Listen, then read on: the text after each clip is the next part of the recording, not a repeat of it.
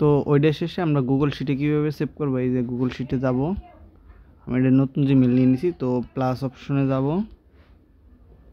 Plus অপশনে যাইয়া new শিটে যাইয়া এই যে আমরা সি কলমটা যে সি লেখার উপর একটা চাপ দেবো। চাপ দিলে এই দেখেন একটু বাড়ানোর অপশন আছে, এইটা দিয়ে আমরা কিছুটা বাড়াই নেব। বাড়ছে, বাড়ার পর এই যে টিক রাইট দিয়ে দেবো।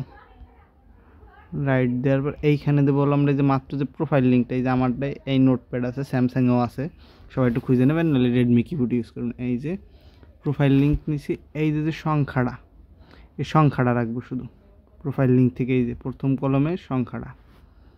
এবার বি কলমে আমি যে পাসওয়ার্ডটা দিলাম Shamim6 @ হ্যাঁ, আবার সি কলমে যেয়ে আমরা ওই যে 2FA কোড কপি করছিলাম, সেই 2FA কোডটা দিয়ে দেবো, কাজ শেষ।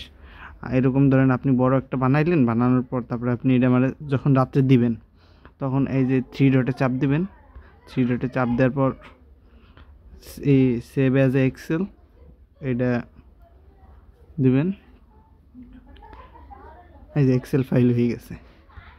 এক্সেল ফাইল হয়েছে কি না এটা বুঝবেন, এই যে এক্স আঁকা আছে এটা। তারপরে এইটা আর কি ডাউনলোড করে আমার শেয়ার করে দেবেন, বা হিন্দি যদি শেয়ার করতে পারেন সেন্ড কপি, এভাবে করে আপনি আমার শেয়ার করলেন। এই হলো এক্সেলে সেভ করা। তো উপরের কাজও খুব সহজ, উপরের কাজে মাত্র 3টা স্টেপ, এইটা একটা স্টেপ। ওটা হলো আপনার অ্যাকাউন্ট খুলবেন, মেল ক্রিয়েট এসে মেল চেঞ্জ করবেন, আর 2FA এটা আপনি যত তাড়াতাড়ি করতে পারেন আপনার জন্য তত ভালো, আর আপনার নেট যত ভালো এটার উপর ডিপেন্ড করে। আহামরি কাজ ওরকম না আগের মতনই আছে, অত কঠিন হয়।